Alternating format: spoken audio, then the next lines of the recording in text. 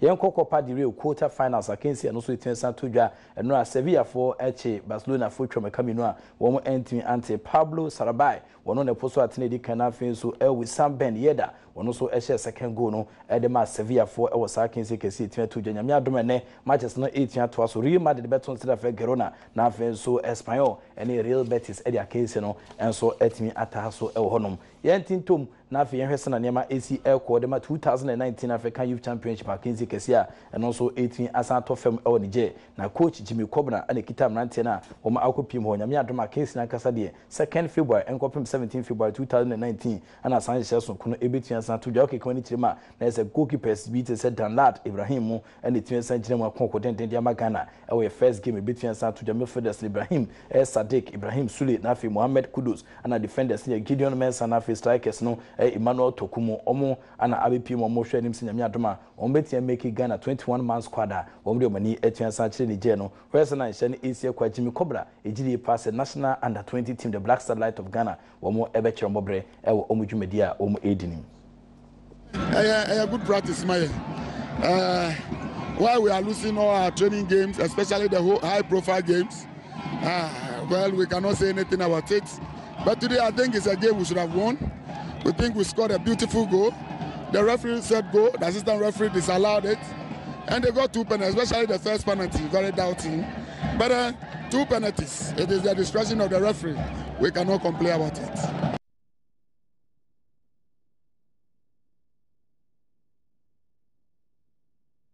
There's a national under 20 team that run almost the friendly matches between Sampem so almost 8 me Edin Crow our friendly matches in May 2-0 and almost 8 me in ya almost any J4 and they are canceling it when Sampem Senra Nina and Kubra Kinsia now almost to General Artist Jimmy Kobna head coach or then Como age at home. Yentin Tom Okumasi as an Ogroko for so catch the humanist and nema easier qua one more and so say one more enya Mrantia best means and be our Shandy Go Football Club Akacha Kibitia Bois and Maniama Etian Koyi Ediamom. Na Ukomwa Nessa Brantia Baquadi Richard Doji and a fish Shafi money one more any Mrantia and a fi James Akamenkon woman Mrantia Musia Kama Shandy Go Football Club Akotoko 4 18 Timo Musevi di Gunkrata Asukuja Shandy Go Football Club for Senaman Citiano say Omo Pesa place na Space Sabri and Krata no Munya reply. So nam from se ko ko hia sa place e bo atwa de ato manati tu so nyen kwalasem ni nyina okeka kuma e be se 2 million United States of Americans dollars ana eye Ashanti Go Football Club for paying for AG Rajo Jamwako Chief Executive Officer and ema Kumasi Asante ko we creative accountant papa yi Edne Kumuja efa sa place miensa nanka omuhia omo services no. I've written to you. You asked that I write to you formally. Yes, sure. I've done that formally. You write back to me formally on your terms, and then we talk. Yeah. You don't go on air and talk about these things whilst you've not responded to my request formally. It means you are not serious. I've boycotted all that requests. I don't need them. You have boycotted. Yes, I cannot rely on this. I cannot rely on such a situation to build my team. I have barely 72 hours to register players. And listen, this talk on air. Can I take this seriously? Wow. I have left it. I don't need them. So you have abandoned them? I have abandoned them. I don't need them. Until we ask good place. Messi, we don't need them. We are moving forward without them. I expect a formal response. Not to go on air and brag. $1 million player.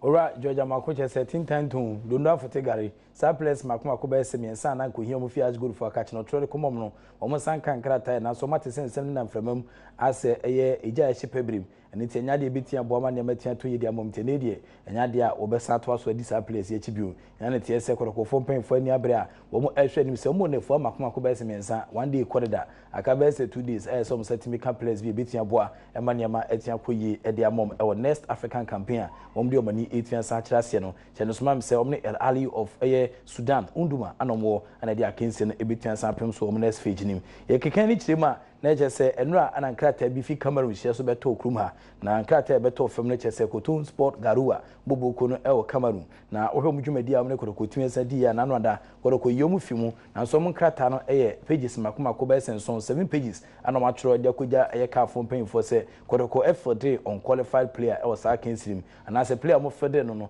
na ne jese numbers na emienu ohwe mu dia mo che se Kwame Boahen wo she jese number 3 el baby na fedu baby no so wo she jese number 8 el baby and nti omo de omo nsem atin akoja eye mpanyimfo a e wo CAF Leslie Angu eye writer edema kick442.com ewo eye Cameroon and this amani ebijan. I stumbled on a 7-page document today that's been sent by the Cameroon Football Federation to CAF on the 22nd of January 2019, signed by Fernand Sado, who is the president of Coton Sport of Garua, and Benjamin Banla, who is the Secretary General of the Cameroon Football Federation. And in that 7-page document, there are multiple issues that have been raised about Bonsu. And the main point, the main area where they are focusing their attention is Article 6.5 about players' jersey number, which is a regulation about the playoff phase of this competition. It's clear in black ink on a white piece of paper that players are supposed to use the same jersey number for the qualifying rounds of this competition until when they get to a stage where they are maybe in the group stage and they will have to re-register players, that changes can be made. So that is the story as it is from the camp of Coton Sport Garua.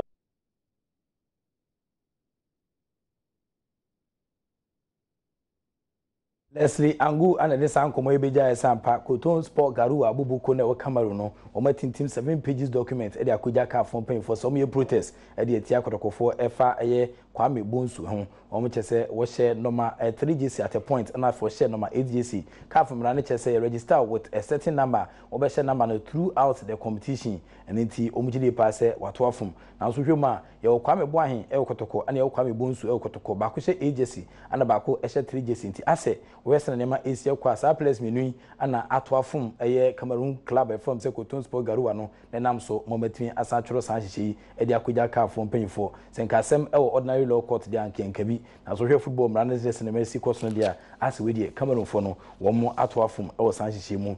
Yenko wa All Stars Bubuko na akachidia nano ada na sarem ya wadama yi kwesi antachi e fi Ghana football mu seti brekese e de Ghana football na ne akoba ne se ne japade bi o football mu bianso no e se oja ho enu kwan se wode no hoji football mu san se na mra no esi ekono ne nam so e ma eni wonenam kroma wote se Ghana former Black Stars player de Gini John Pencil ade a ono so ekitezi ka football hwe anim se obehia kwesi antachi na kwa to sa Bubuko yi eno nam so me ne Sani Abacha ye nam senior wono e wa All Stars na fi osan e mo kasamafo e twempo bisa se ampaniampa John Pencil wabeto Bubuko no e de afi kwesi antachi nsema wo ba be ya na.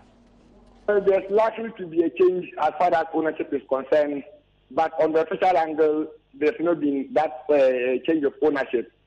What I can tell you is that there's been kind of like one plan to change the club's ownership because of the embattled nature of the erstwhile FA president, Kosi Osman Nyantechi. The club owner actually came to us some few weeks ago, virtually 2 weeks ago, to kind of like sit down with the club and let them come to an agreement. Are we keeping the club here? Who is taking over? Or we have to bring in the third party, that is an outsider, to take over the club. So when the club owner came to us, he sat down with the opinion leaders and with some targeted group of business people. Fortunately, they couldn't come to a consensus that Pencil was in the line negotiating to take ownership of the club, just like we all are hearing today. So it isn't like Pencil just popped up along the line and he's taking over the club as of now. There might be change of ownership in the coming days because the people of Wa couldn't afford or couldn't come to terms with what President Nyantechi offered them. He just wanted somebody.